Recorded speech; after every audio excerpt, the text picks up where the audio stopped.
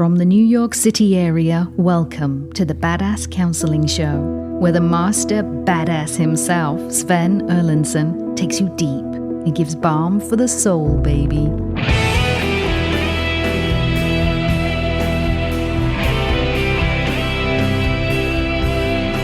Hello, people. It's great to have you here. This is the Badass Counseling Show. I'm Sven Erlandson. I am, so people say, the badass counselor. I don't know if that's quite accurate. I am a counselor, but the badass part is questionable. Nonetheless, it's great to have you here. Whether you are here from Salem, Massachusetts, or Salerno, Italy, home of KC's people, it's great to have you here. KC is with us out of the booth today, normally in the booth, and she's sitting next to me, as is Rocket Rob. Rocket Rob, I want you to weigh in first about our special guest that we are coming to for our third and final episode. Where are you at so far? All right, it's different for us. It's fine. I like to try new things, and there's a hell of a lot to learn here, so I'm good. I'm learning myself, yeah. And this is, as Rob mentioned, we've never had a guest that we've interviewed. This is literally the first time ever. We only counsel people on this show, but this was a deliberate choice. This is someone I've worked with before, who I really wanted to be on the show, and he's opened up completely, and this has been amazing. Kind of a counseling post-mortem. Yeah. Well said. KC, thoughts? Where are you at? I just wanted to say that I totally love your laugh. Your laugh is infectious. When I think about you laughing, I start to laugh. And mainly it's because when you laugh, you turn to the side, you look up at the heavens, and you just laugh from your guts. And I just think it's great. Thank you for that. All right. I appreciate that. So then no other questions or comments for KC? From KC. My question from the last show was that I wanted to open with, the whole sibling thing. Okay, so that is where we're going to start out here. I just want to review for our listeners. We are interviewing Chief Master Sgt, retired, Jeremy Hardy, call sign Ho. He was a 25-year special operator in the United States Air Force. He was what's called a PJ, or Pararescue Jumper. It is the United States Air Force's version of the Special Forces. They specialize in, beyond killing bad guys and saving good guys, they particularly specialize in the saving good guys. They are the ones, initially their training was about going behind enemy lines. Initially, this part of the U.S. Air Force was to go behind enemy lines and save downed pilots, to go in with the team and extract American service men and women, and mostly men, of course, from the days, back when you first started, and in the original incarnation of the PJs. And he is here, and he's been sharing with us so many of his stories that he has cancer, that they give him. The doctors have said you have a 50 to 70% chance of dying in the next 10 years. He has osteosarcoma. Stuff is spread to his lungs, and it's because he took a piece of shrapnel to the face when he was on a team in overseas, and he was the breacher of the door and was breaching. A sniper shot, and the bullet hit the door, and there was shrapnel that came out and lodged in his face, and they did not take it out for whatever reason, and they believe that the reason that his osteosarcoma initially has manifested in his face and not in the leg where it usually does is because they believe that bullet was irradiated. In other words, it had radiation attached to it when it was shot. And also he was on a mission where his helicopter was irradiated by the enemy forces. And so one or two of those things, or both, are causing the root cause of this osteosarcoma that is trying to take him down, but he is fighting valiantly in the middle of chemotherapy and so forth. And he still is just as handsome as ever. God bless you. And so we've touched on issues of childhood, and he was very candid, very open that when he was a child, his mother was brutal at 5 years old, cutting off his fingers, attempting to cut off his fingers, but when she sort of hit the bone or got below the flesh line, she stopped, or couldn't go any further, whichever it was. He has memories way back to very, very early childhood, still being in diapers, and remembers feeling fear of his mother. So the abuse goes way back, being dominated, denigrated, humiliated his entire life.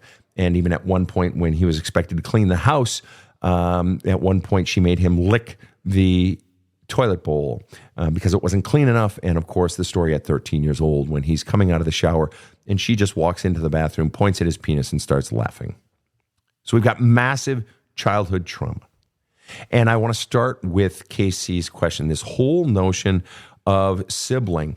What, to the best of your knowledge, you have a sibling who, for the first segment of your sibling's life, was female, has now transitioned and is male.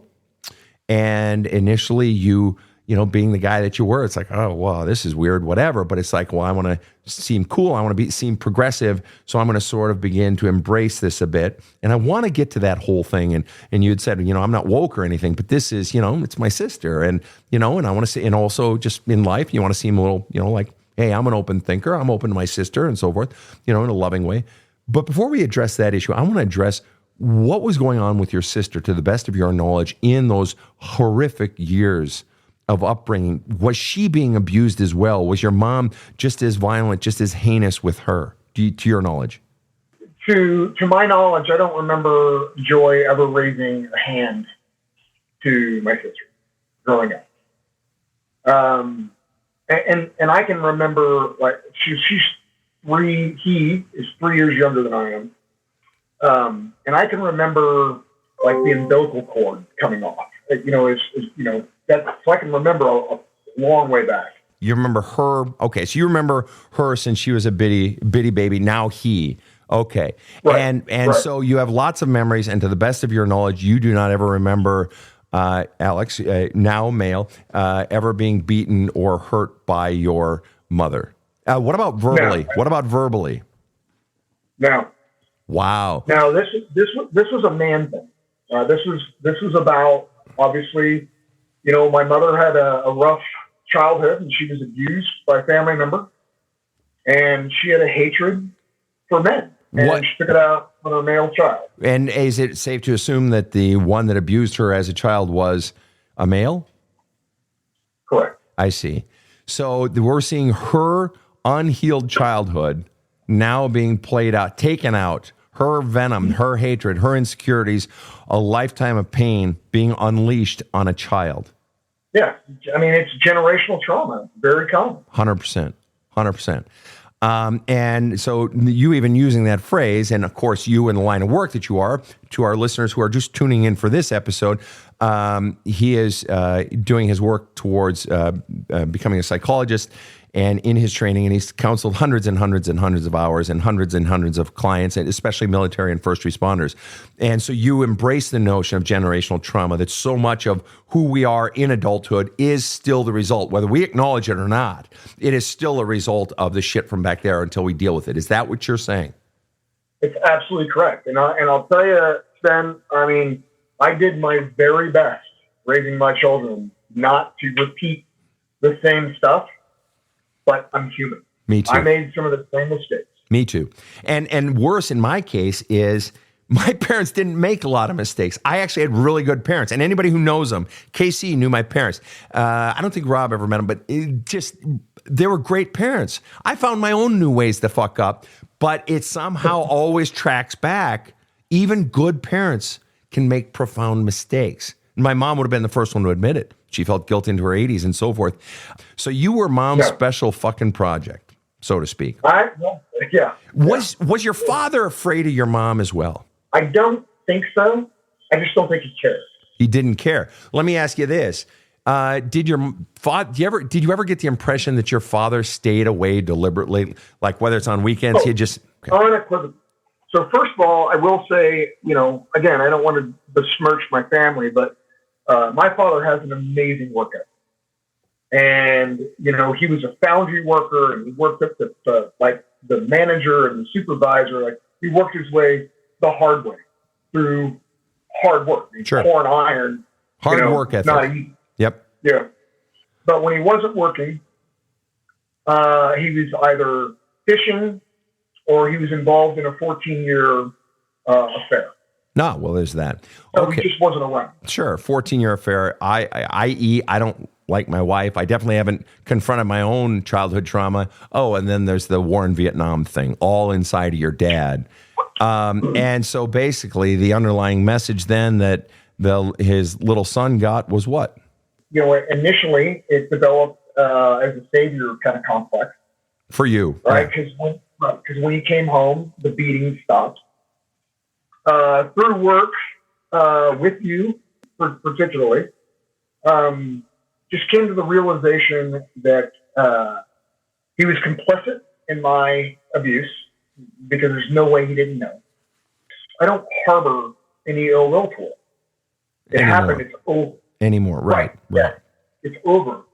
There's nothing I can do. I will tell you, and I'll reiterate to your listeners, he hasn't contacted me at all since I got the cancer diagnosis. So he just doesn't care. Just doesn't care, right. And so the message the child is getting, for whatever reasons the parent is doing it, the message the child is getting is, Dad doesn't care about me. And the child's brain will naturally make the leap. Just like if you have a girlfriend who doesn't want to spend time with you, or she's spending more time with her girlfriends or whatever, Susie doesn't care about me. And then our brain makes the leap. There must be something wrong with me, or why doesn't she like me? A little child is going to make that leap, especially, and say, clearly something's wrong with me. But also, I really learned this very early on in my counseling. I had a client who came in, and she was in her late 20s there was family trauma, but the brother was involved in some bad stuff. And the whole family was coming in for counseling, individually and collectively, to sort of help me understand the whole situation and support the brother and all this. And at one point, it came out that there had been, abuse in the family and so forth. And this young woman in her late 20s, early 30s said to me, my other parent knew. And so and you've mentioned that your dad knew that your mom was doing this shit. By my other parent knowing and not doing anything, Sven, I realized my other parent normalized it. By not doing anything, they basically put their imprimatur on it and said, this is okay, and this is what a family is, and this is what love is. In other words, the child was receiving no counter message from the second parent. And if they're receiving no counter message, like standing up for the child, or saying you don't deserve this, or whatever it is, or getting them the hell out of there, if there's no counter message coming from the other parent, then you, young Jeremy, are being taught this is love. This is what life is all about. This is everything. Casey, I think you have a comment. Go ahead. I just wanted to jump in on the your father doesn't care comment. Is it possible that he just can't handle it? Is it possible that he just can't handle the fact that you have cancer? No, I don't believe that. He is very active in his new wife's family. And their daughter has significant health problems as well, and he's engaged 100%. The thing that I believe, so I was 42 years old before I found out that he wasn't my biological father. My own wife knew, and I did.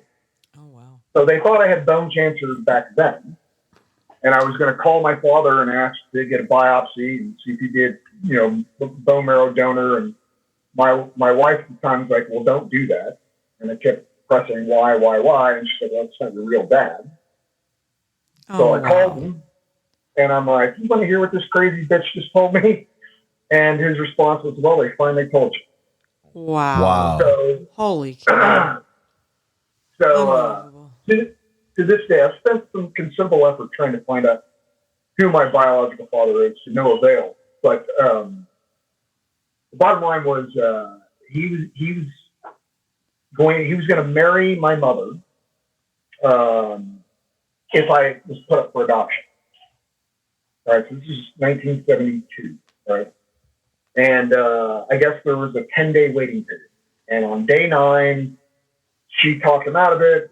They adopted me, whatever. So I just think that he never like there was no ownership, and that is a horrible word, but I don't have anything else for it at the moment. But did he embrace your then sister, who has since transitioned into male? Did he embrace her, and did he treat her differently? No. Once she came out, no. But what about as a child? Same amount of engagement with me. Gotcha. Like I said, largely absent. Yeah, and their relationship was strained because when she came out, that was just, okay. He's an old school guy, doesn't agree with it, and that's that's their thing. Right? And so you then, choosing to embrace it, to begin to embrace your now brother, former sister, now brother, you choosing to embrace it, that had to have been just as big a shift for you as it would be for your father, right? Wasn't that a big shift for you? Yeah, and one that took, a better part of a decade, to be quite honest. Wow. You had mentioned before, I'm not woke, but I did this thing. Help me understand. I'm genuinely trying to understand. What's the difference as you see it between woke? I mean, woke gets such a bad word nowadays. It's like you might as well just call somebody the C word or something, because you're basically that's a bad word. But isn't that basically what you've done? You've embraced someone and you've accepted the change in language. I mean, that's all it really is, isn't it?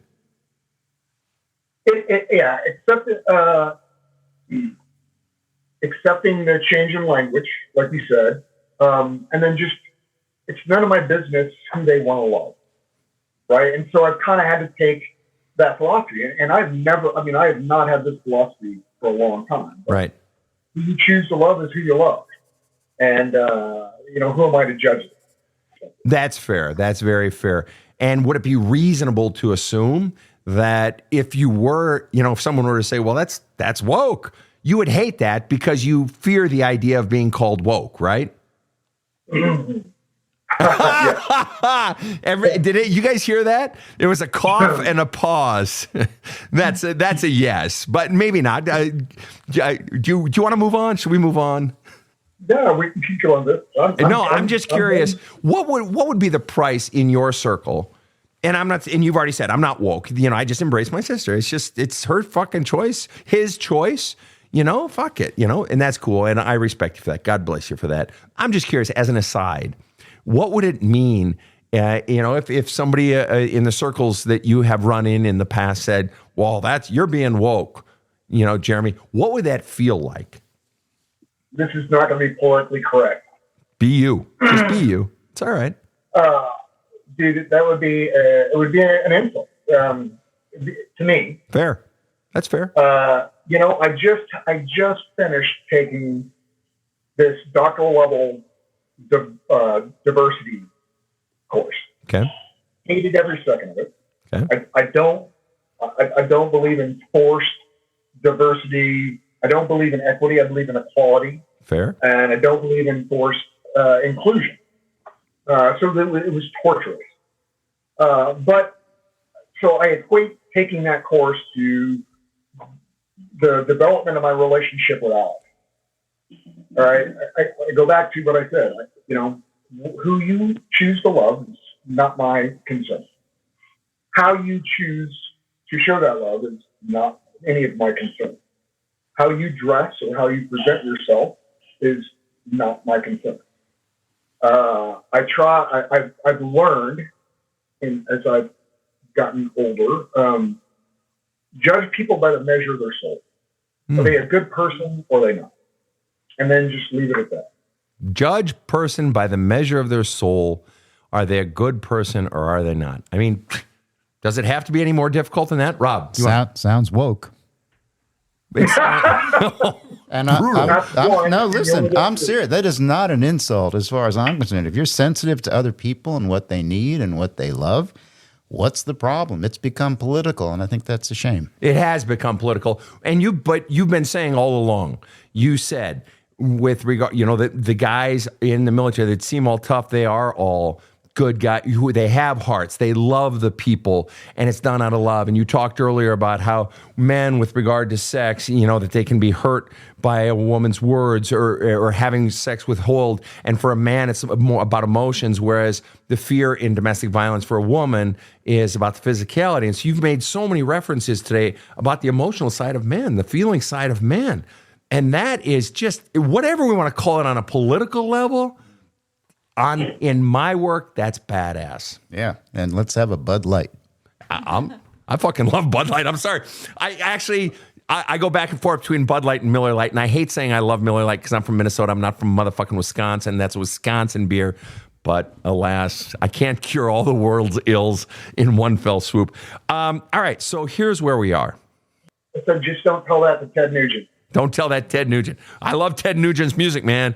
And I got no politics. I'm not a political animal. I welcome all people on this show. And, we've had killers, we've had savers, we've had atheists, we've had believers, we've had tall people, we've had short people, we've had skinny people even, and we've even had fat people. And everybody that comes on the show manages to tolerate the least among us, which is me. So if you guys can all tolerate me, then, I think, can't we all just get along?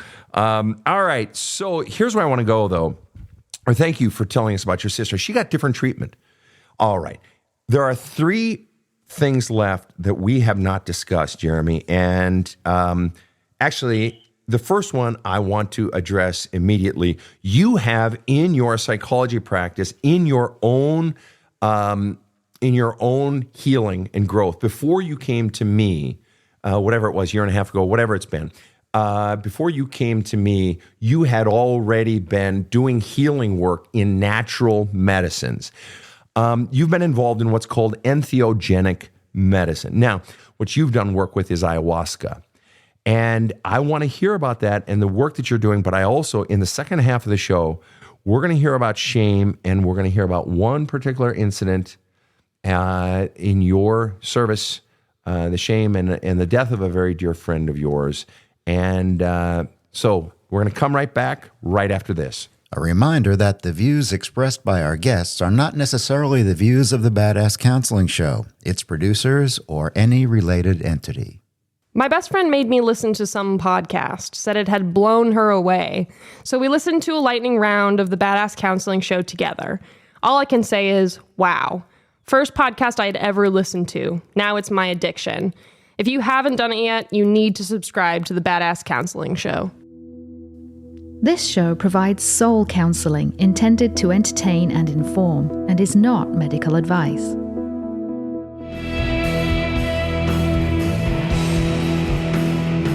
Now, back to the badass. We are back with retired Chief Master Sergeant Jeremy Hardy, killer of bad guys, saver of good guys. And he is doing PhD work to become a psychologist to help first responders and military veterans and so forth, where there's great need. And I was raised in a home where the need is greatest. That is where we go. And this is the guy who's done it. He did it as a serviceman for 25 years, was the top-ranking Special Forces operator in the entire United States Air Force. And he's done many missions and done a whole lot for other people. But he decided that wasn't enough when he got out. And he decided, I want to keep helping people. And not just helping, serving. This guy's a lifetime servant. Heart as gold. And as Casey said at the top of the episode, a laugh bigger than Santa. And we've certainly enjoyed having you on the show. So I want to go into, we were talking about this notion of entheogenic medicines, creating a sort of spiritual experience. What got you into this? You were at the lowest of lows, and talk to me. I went from being, I think, so, like you said, the highest ranking special warfare airman in the Air Force, enlisted. To 3 years later, homeless, living in a tent in Tennessee. Wow. A friend of mine, just as troubled as I am, called me up and found me. I'm pretty sure the general had something to do with how they found me, because I was trying to stay off the grid.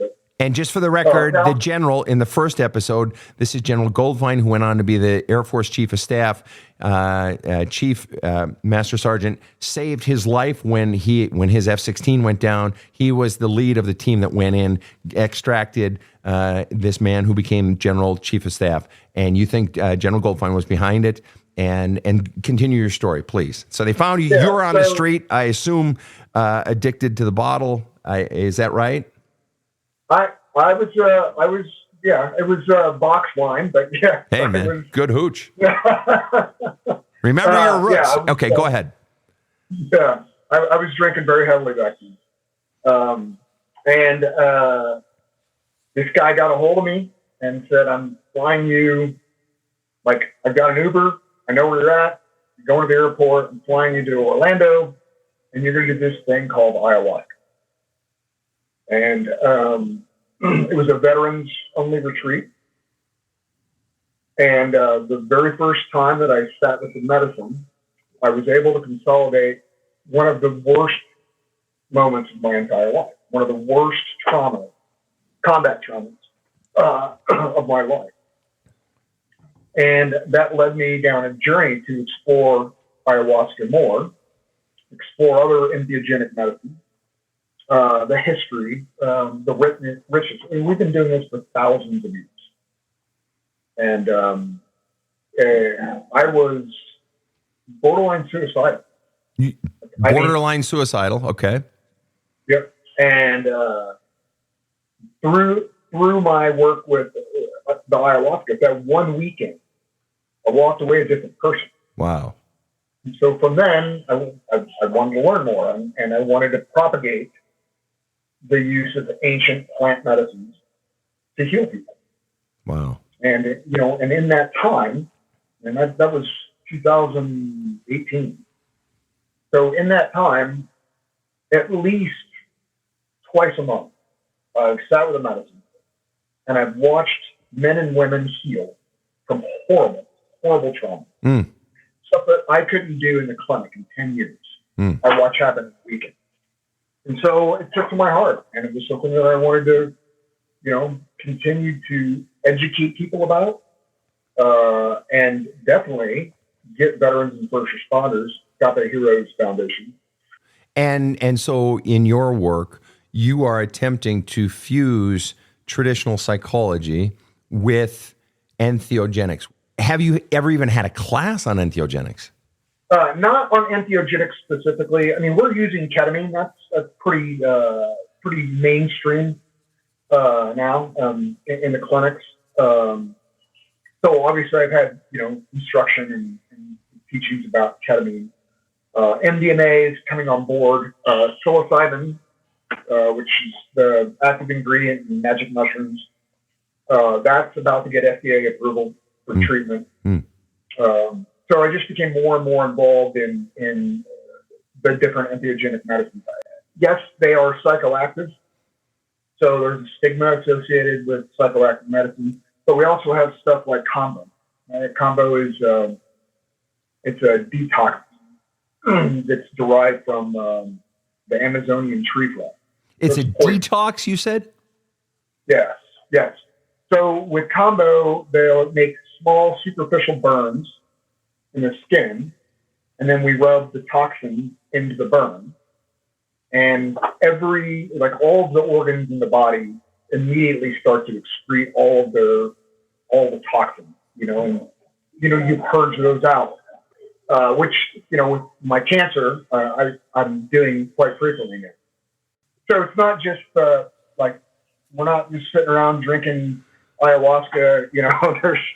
There's I'm still using the bourbon treatment because I believe Kentucky has had this treatment around for a very, very long time. No, I'm teasing. I'm not. No, I am. Anyway, and you sit on a board presently of an organization. Tell me about that. Correct. So Agape Heroes Foundation is a nonprofit. We're a 501c3. And our goal is to bring veterans and first responders into these wellness retreats. And not just here in Texas, but nationwide, to give them an opportunity to heal. We're also working on some stuff overseas, not overseas, Costa Rica, working on some stuff down there with an entheogen called Iboga. That's really kind of cutting edge, in my opinion. But the whole idea is we want to bring men and women from that from this particular demographic, bring them in and help them heal from their trauma. Why did you seek therapy as well? There has to be a combination between traditional therapy, talk therapy, which is what we do, Yep. and what you can do in the medicine. So when you're under the influence of ayahuasca, you're the therapist. Right? And and that means you're dealing with your own ego. You're dealing with your own, bias. And so combining that with traditional therapy, right? The outside perspective, that's what I believe is that coalescing those two is what I believe is the future of mental health. And I noticed, are those of you listening can't see it. Those of you catching the video version of the podcast on YouTube can see it. But Chief wore his, it looks to be mushrooms shirt today. My favorite mushroom shirt. He has a shirt with the mushroom print on it. But ayahuasca does not come from a mushroom, so you are supporting. You do not discriminate against psilocybin. You embrace all forms of entheogenics, not just your homeboy ayahuasca. You are absolutely. You are truly inclusive. And there's several. I mean, you can go iboga, you can go Buffalo alvarius, which comes from the Sonoran Desert Toad. There's even cannabis. I'm not a big fan, but even cannabis is an entheogen. Cannabis. And just one more question in this field before we move forward, because I want to talk about shame and the military man, the military person. You said even cannabis, which you're not really. What is the reason cannabis is not really a thing? I mean, now it's legal. I mean, I don't hear you saying you're against it, but why is it not your thing? Everything living has a spirit. That doesn't mean it has a soul, but it has a spirit. And certain medicines will talk to you. They will teach you. And that, for me, ayahuasca speaks to you. Wow. Ayahuasca and psilocybin mushrooms, they speak to you. Cannabis doesn't. So I'm not against it. I think it's fabulous. And I think it's one of the greatest things we've done for our veterans with PTSD in decades is medical marijuana. But it's just not my personal. It's not yours. I want to flip it over to KC. KC, if you want to, KC has interest. She's explored it. She's an avid researcher. She's just like, is this type of person that I am not, that will she's like a dog on a bone, and she will fucking learn and self-teach and self-teach and self-teach. Questions or thoughts of your own on this one, Casey? In terms of marijuana, and I do think marijuana should have been, decriminalized, or cannabis, whatever we're calling it these days. But I'm not a big fan of the legalization of it, just because I know that there are more and more studies coming out about cannabis and psychosis. And so for that reason, I do not like that drug. And you have personal history with it as well, right? It was one of those drugs that just did not work with my chemistry. I became really paranoid. I became introverted. I got stuck in my own thoughts. My thoughts were not creative or, helpful. It just was a very bad drug for me. Yeah, and any entheogen, I mean, contraindication is going to be any kind of like psychosis, schizophrenia, bipolar. You can't, if you're on an SSRI, if you're on a antidepressant medication, that's a contraindication as well. Which is one of the things that I do with this organization is I'm the director of medicine, so I make sure that we screen people, and if they're honest. Then we let them in. But I agree with you. There is a lot out there with the recreational use of cannabis and psychosis. Yeah. Yeah. Okay. I want to just take a hard turn here, because what we're talking about is this notion of your work in entheogenics, your work in psychology, with a specific purpose of healing. That's what we're really talking about. And that's what yours and my work has been about. And this is what, for you, a military man, to even be having this conversation, it's clearly 2024. Because in 1984, there weren't a lot of people talking about it. It was being talked about because one of the songs in my workout playlist is 19. In World War II, the average combat age soldier was 26. In Vietnam, it was 19. And then it goes on to say in the song that the VA states that over 500,000 or whatever the number is, Vietnam veterans are still fighting, have PTSD and are still fighting the Vietnam War since they've come home, whatever it is. So it was just beginning to be part of common parlance. I'm sure, all of these things and trauma and war and feelings and healing. Obviously, it's been around for, in my people, the spiritual healers, thousands of years. Psychology has been around a couple of 100 years. Okay. In its, earliest genesis. So for us to even be having this conversation with you, given your former profession, is fantastic. This idea of healing.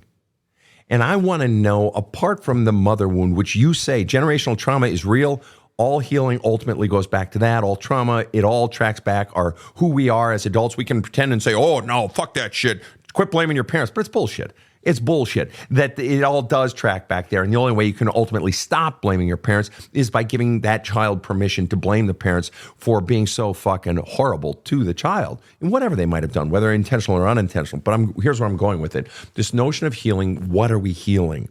Well, we've talked about your mother, Joy. We've talked about some of the things that you've done and your sense of humiliation over your own sexuality, and having your mother laugh at your penis. And we've talked about you feeling cowed in your marriages and so forth. What I want to know is shame. I want you to tell us, if you would like to, no pressure. And I mean that, all right? I would like you to tell us the story. I know the story. You've told me the story. I would like you to tell me the story of your dear friend and dying in your arms and how he died, please. As it relates to shame, and we'll go into the shame conversation. Just tell me the story, please. Yes. So I won't belabor it. Helicopter was shot down, and there were 3 survivors, and one of them happened to be a very close friend of mine. Also a PJ. Correct. Okay. Yeah. Both his legs, one of his arms, traumatically amputated in the crash, and he was burned over most of the rest of his body, more than 60%, which on the battlefield, that's expected. He wasn't going to live. And so what I thought at the moment, out of an act of mercy, I overdosed him on pain medication. And that was 2007. And every day, and this kind of ties into the antigens a little bit, but every day from that moment, I was haunted by taking his life. 5 years after his death, we were at his gravesite in Arlington, and his then 10-year-old son came out to me and said, "Why did you kill my daddy?" Why did you kill my daddy? 10-year-old son. And so I dealt with the shame of that. How did it feel in that moment? How did the son's words feel in that moment? How did the son's words feel every day since? What's the feeling? I know it sounds silly, but what's a feeling word attached to that memory for you? Haunting. Haunting.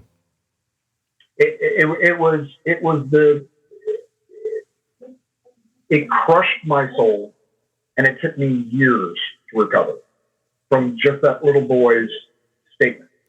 Let me ask a strange question, and there's no right or wrong answer, and only you can answer it. So I just want to know the truth. Which was harder for you, taking your dear friend's life, overdosing your friend so that he could die, a mercy kill, taking his life and him dying in your arms and the memory of his face or his laugh or whatever it was, or the son saying that to you? Which was more painful for you? And there's no right or wrong answer. I'm just curious. Yeah, today, my answer would be different. Today, it's the son.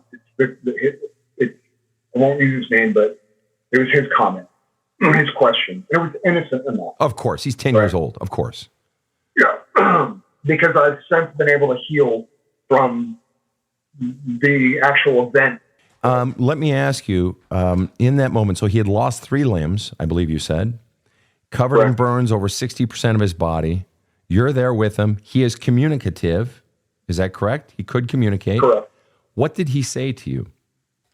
Nothing that would make any sense to the story. He was dying, so he was out of it. It was nonsensical.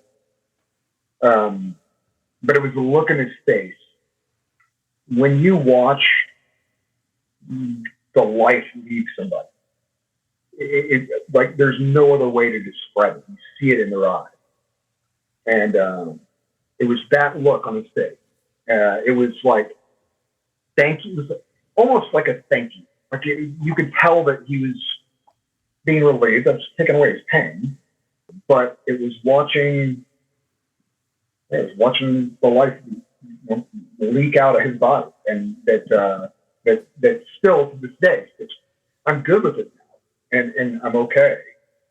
But that's what haunted me every single day. If I know you are a man of faith, so let's assume that your dear friend is now in heaven, and what does he say to you? If he were to could speak one sentence to you, what do you think he'd say? Well, if you don't mind, I'll tell you exactly what he said. Oh, this is going to be good. You set it up that way. Now I have to hear. So my first ceremony with ayahuasca, he came to me in a vision. Wow. And he said, Jeremy, thank you. I would have done the same thing for you. Quit killing yourself. Quit killing yourself. Oh, I thought it was going to be something about like hookers and blow or something. I didn't. That's going to be my feeling. Okay. No, I love that. That's so beautiful. So he has come to you. I think Casey wants to weigh in here. Casey, did you have I was just curious to know what you said to his son when he asked you the question. But wait, before you answer that, I want to ask this. This was actually Rob's question. Why was it presented to the kid that way? Why was the kid told? Who the fuck told the kid that you killed his dad? The crash killed his dad. Right. Why was it? A, who told him? How did the kid find out? And B, why was it presented that you did it? Who the fuck told him this? So I'm sure he made his own interpretation of what happened. His mother is Air Force as well. And, so he knew that the circumstances of his father's death, the crash and shoot down, all that kind of stuff. As far as what I say, I didn't. I got down on a knee and I gave him a hug and I walked away like a coward. What do you wish you would have said? Or done?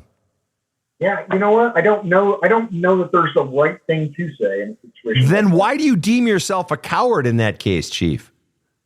You were humbled by a 10-year-old boy, but that doesn't mean you're a coward. I'm just wondering where the fuck that word coward comes from in your self-blame. Why do you consider yourself a coward in that situation? I mean, if you want to consider yourself one, fine. That's fine. I'm just wondering where the hell that comes from, because I'm sitting here and I don't think Rob or KC, I don't think any of us see a cowardly act there. Just the opposite.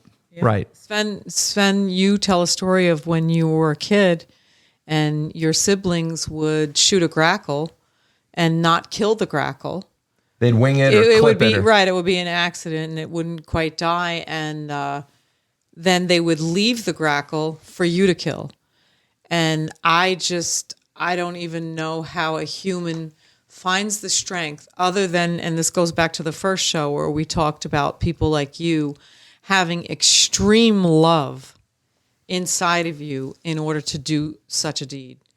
You know, I mean, that takes extreme courage and extreme love to do something like that. And that is not a coward. That is the opposite of a coward. I am a coward because I don't think I would be able to do it. Well, actually, I know I would be able to do it because I was willing to do it with my cousin. So that's true. I don't think you're a coward. Not at all. Well, I appreciate that. And that might have been a little strong word to use, but I'm not, if I had to do this all over again, Yeah. I would have, instead of just going down on one knee and giving him a hug, I would have explained him. I would have told him how his father died a hero and he went out fighting and you know, all these things. But I was just emotionally overcome by this comment that just kind of came out of nowhere. Out of nowhere. Right. You had no way of knowing that was coming. I mean, I was, you know, and so the easiest thing for me to do was give him a hug and walk away instead of sit down And isn't that fascinating, Jeremy? As I know you know, but for our listeners, it's just a wonderful reminder to each of us how, you know, learning how to communicate on the feelings level, it's not just dumb. It's not just stupid or, oh, like, you know, some people say, oh, it's gay or something like that, the idea of feelings. Yeah, say that. Say that when you're in that situation with the 10-year-old boy. Say that when your own child's going into surgery. Say that when your favorite hunting dog of 13 years just died. Tell me feelings don't fucking matter. And you make a brilliant point there that if I knew more about feelings, I would have handled it better. And this is how we learn. And this is how someone, to Casey's point, who has, she says, you have such compassion, such a big heart. And we learn to cultivate the skills of how to use that big heart. The big heart is like having a giant, you know, lathe or drill press or belt sander or jigsaw, and it's sitting in your garage. It's a beautiful machine. But if you don't know how to use it, a fucking drill press is of no use to you other than, you know, to set your shit on when you're walking through the garage on your way home, you know, after you park the car, coming home from work. Drill press is useless. You got to learn how. And so this notion of having a big heart, but how do you use it? And at times we wish, gosh, I would have done it differently. So I want to know then the shame. You killed your best friend. Yes. You killed your best friend. I mean, if we're just being brass tacks, you killed him. And I think we would all agree it was a mercy. It was a mercy kill for sure. 100%. Right.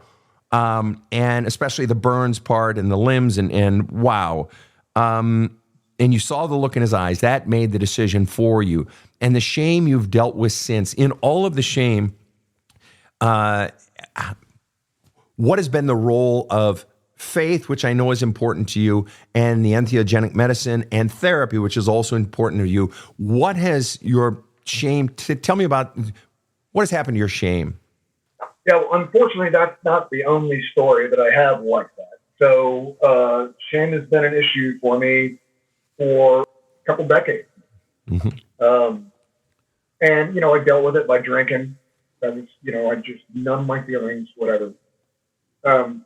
What I've learned when it comes to shame is, first of all, you have to determine the source, right? And which sometimes is the hardest part. Amen. Naming the beast is half the problem.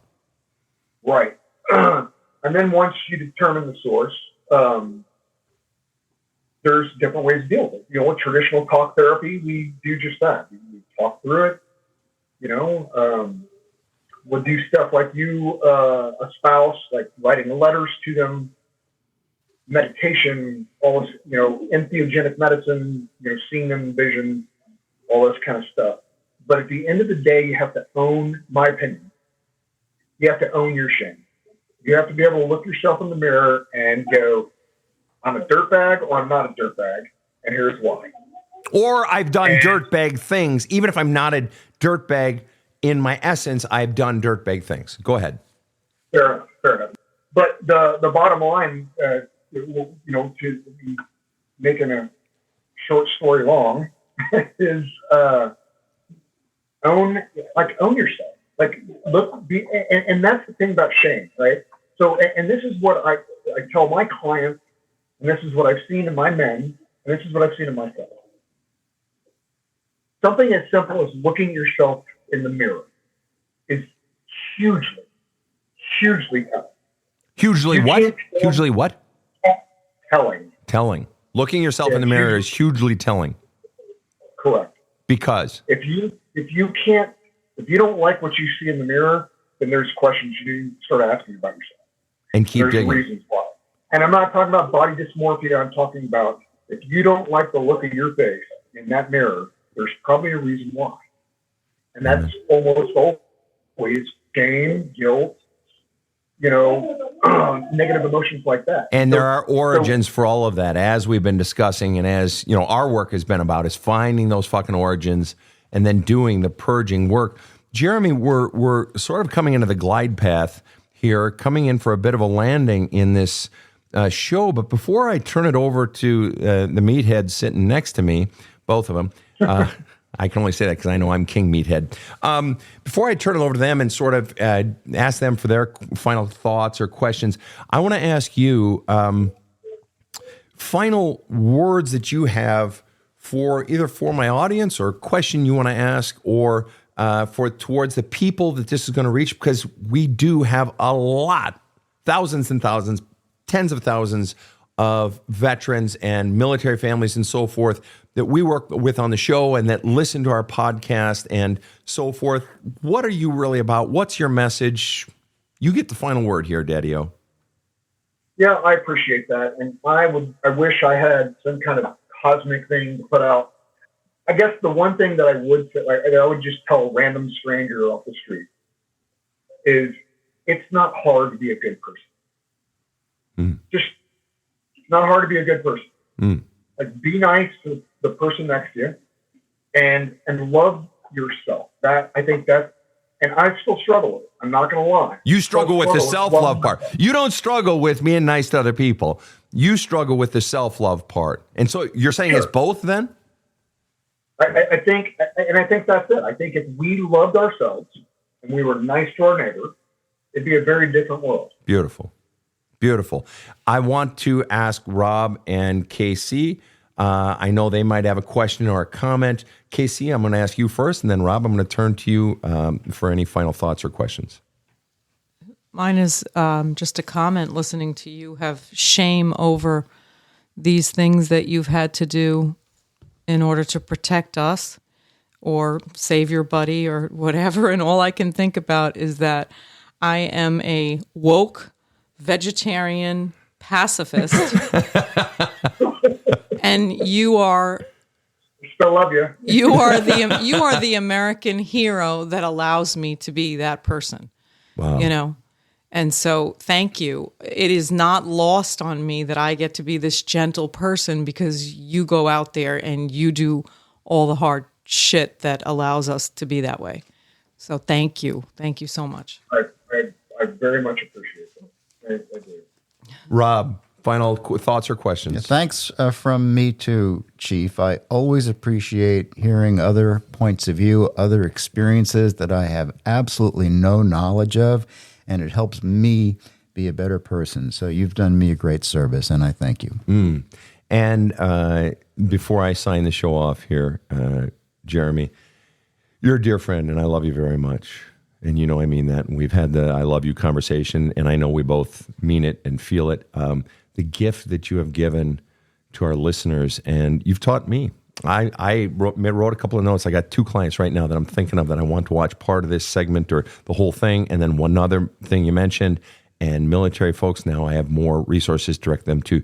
You're just such a goddamn blessing to humanity, man. You really are. I appreciate you saying that. And go ahead. It's taken, I'll tell you, it's taken years for me to even be willing to accept those compliments from all 3 of you. And Sven, you know this, and your listeners need to know it too. A lot of that's been through our work together. And well, I'm not getting paid. I get no royalties, but buy the book. Bless your heart. Bless your heart. Buy the book. Right. Just for the record, he's talking about There's a Hole in My Love Cup. Excuse me. No shame. No shame. Or my current restroom book, which is Badass Wisdom. Badass Wisdom. He says his current restroom book. Yeah, he's sitting on the shitter thinking of me, which kind of weirds me out a little bit, but that's all right. I still love you. Jeremy, this has been amazing. Thank you so much, Chief. Thank you for your service, which I know can be a bit of a cliche for you service folks, but mad respect from the team here. Absolute mad respect. Totally. And I'm grateful for our friendship and all that you've taught us today in all 3 of the episodes. So thank you so much. To all of our listeners, wow, right? Wow, wow, wow. Wherever you are tuning in from, I think I speak for all of you when I say thank you so much to Chief Master Sergeant Jeremy Hardy. To all of you, have a kick-ass day. The Badass Counseling Show is strictly copyrighted. No copies may be made without the express written consent of the Badass Counseling Show, LLC. The Badass Counseling Show is produced by Karen Camparelli and Robert H. Friedman. Executive producer Sven Erlandson. Original music by 2-time Emmy Award-winning composer Trevor Morris. Have a kick-ass day.